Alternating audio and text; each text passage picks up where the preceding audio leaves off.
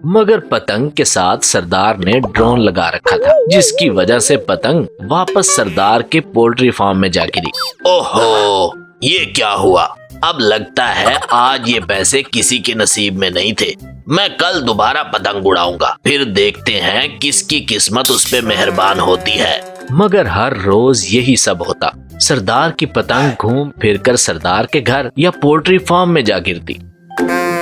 एक दिन अमजद ने दूरबीन लगाकर देखा तो उसे सरदार की पतंग के साथ लगा ड्रोन नजर आ गया। अच्छा जी, तो ये मामला है। लगता है सरदार का गेम तो बजाना ही पड़ेगा। अगले दिन शीदे के पास गया और बोला, शीदे मेरे यार, मेरे दोस्त, कैसा है रे तू?